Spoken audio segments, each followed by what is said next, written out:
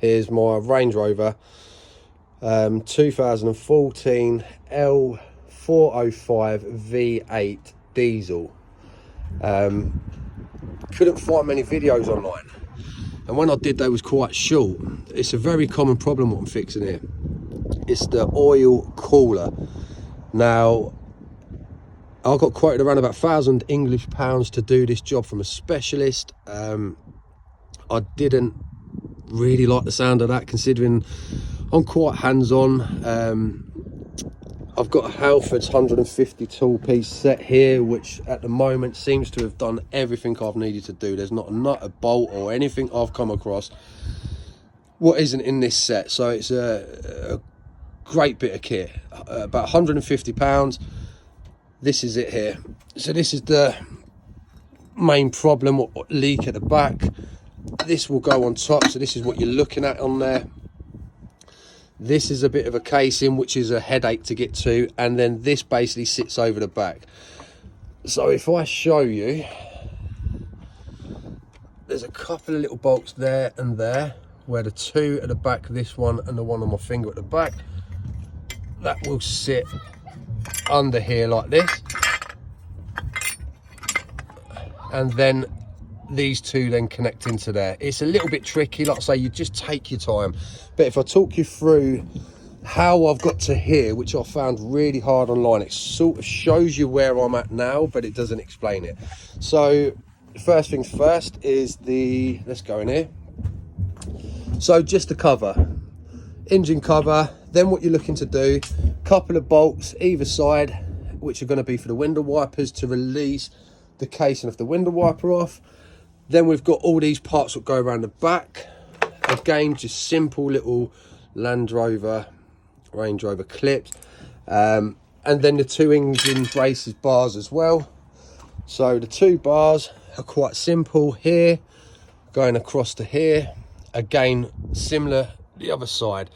Now, the casing down the side here is what's going to go, if I zoom out. Right, so that's going to go from here, probably finger's length all the way along, and then the rest of that is the parts I've just shown you in here. So all this, simple little clips, like I say. This part I've left on, so instead of disconnecting too much, you don't really need to with this. It's just the parts what connect to this. As you can see, the little recess that digs down, it will then, the top here will be for this part, and the rest of them in there will then follow across in front of that all the way along. Now that's going to restrict you and stop you to get into any of this. It will need to come off regardless. This is where my problem was. So I took it for an MOT, in an MOT, see some oil spilling, and underneath, when I had it up on the ramps, I could see it was from the top of the engine, not underneath at the bottom. Now, when I looked up online, like I say, I could see videos, but it didn't really explain and show too much of how to get to the point where I'm at here. So at the back, that's where you can see all the oil. Now if I show you, there's no gaskets on this side, so that's absolutely fine. It's this. None of these gaskets, to be honest, do look bad. But there does seem to be a bit of a build up and a bit of a gunk in there. I've just serviced this as well from main dealer, so it has had a fresh service oil, so the oil is pretty fresh, but again, sitting inside the house, and it is gooey, which is obviously causing a problem. Now on the other side there is gaskets, so you can keep this unit. So if you want to keep this unit, it's cheaper just go and replace the seals. But doing inspection on prices, etc., this wasn't that expensive, to be fair. This is just over 100 odd English pounds. So, and that's with the gaskets, the whole unit. So I just thought, well, for £100, I'm probably going to spend £20 English on gaskets, etc. I might as well replace the whole thing. I don't think there's no cracks. I've looked at all the edges, tried to inspect it. It seems fine. Now, there's another common fault on the back of these. So this will sit that way in the vehicle, go down like so. So this is the front, this will be the back. On the back here, there's one little bolt. You need to undo this anyway to remove it. But now inside here is this. So there's the bolt will go through here. And on here, there's a couple of little O-rings. Doing a bit of inspection, reading up online, a lot of people are saying for the sake of it, just replace these. So I will be replacing those. Now, if I go to the way I did it, like I say, was engine cover off, all the plastics, all the bits that hide everything out the way first. Then we come to the intake manifold. Now, intake manifold, quite simple. Here, here, here, and here. So each side, undo the clips, and it gives you enough room, believe it or not, just to, instead of moving all this, just to slide them over. So when you're looking at this, when I put it back together, you'll see there'll be a gap like this, which allows you just to slide them over to pull it off. Now, there is bolts either side connecting it. The front of the manifold will be like this. And then I'll take this out the way, or actually I'll show you this first. So this pipe here will be an intake pipe which goes down here, this part on there, and then how it's sitting now, once that's down, will be like this.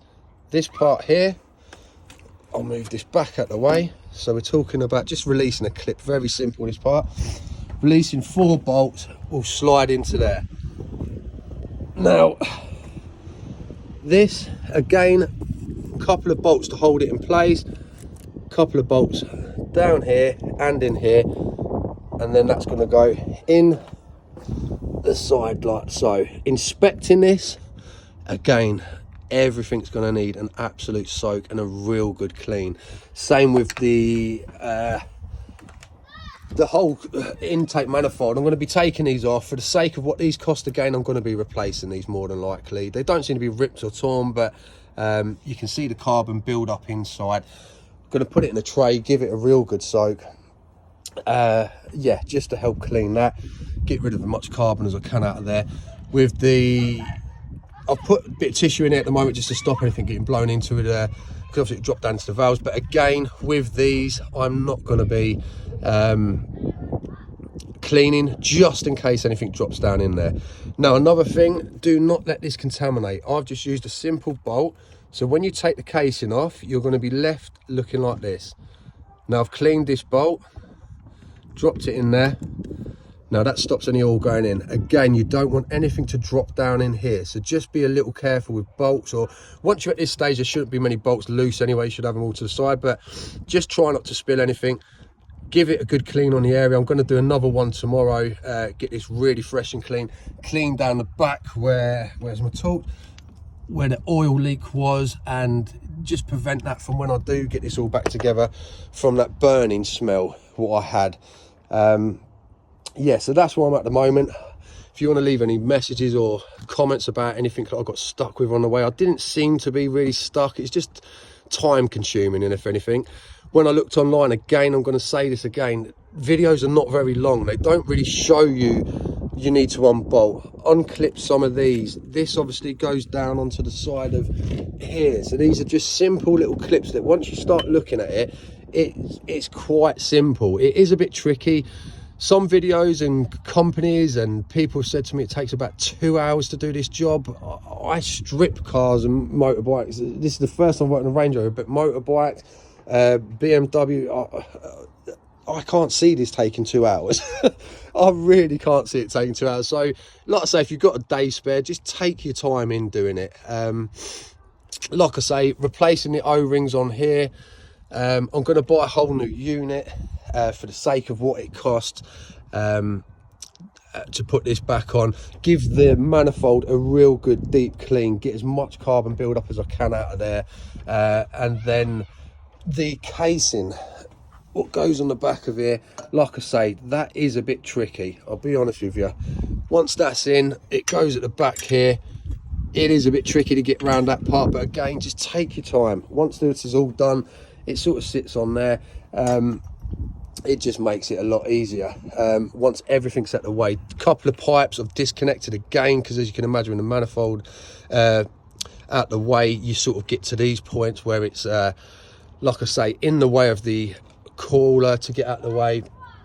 Another pipe here I've disconnected. It was just touching the side, but just for the sake of disconnecting it, it just gave me a lot more room in there, look, to free up a bit of space.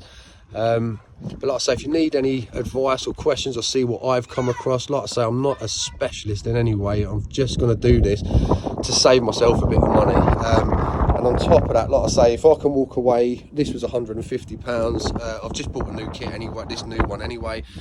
Part 150, so what, 250 at the moment. It's going to cost me to replace the part. Garage, I'm looking at £1,000 now. For £1,000, probably 3-4 hours work I'm at the moment, taking my time. Probably, let's say, putting back together, maybe 3.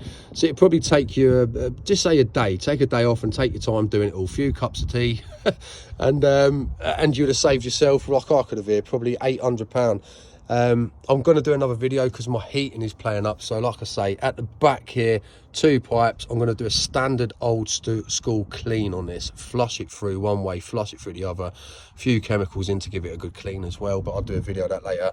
And then I'll do another take 2-part video of this, just following up of where I'm at. But like I say, you can see pipes, wires, just take your time taking this off. The biggest things, 1 manifold, 2, and obviously this is going to be 3. The rest of it is just all the plastics at the back, down the side there. So I'm going to leave it tonight. So if you do get to this stage and you've not completed in the day like me, put this back on. So that's just going to give you a bit of protection all the way along the back here, just in case the weather's bad. We do live in the UK, so it's typical we do get a bit of rain. Just push this over. I'll just position this out the way for the evening, like so. Close the bonnet just down on its latch. I'm not going to completely close it, but yeah, I'll pop this video up in a bit. Leave some comments, and if I can help you in any way, then I will. But like I say, as it stands at the moment, saving around about £1,000, I'd sort of recommend doing this.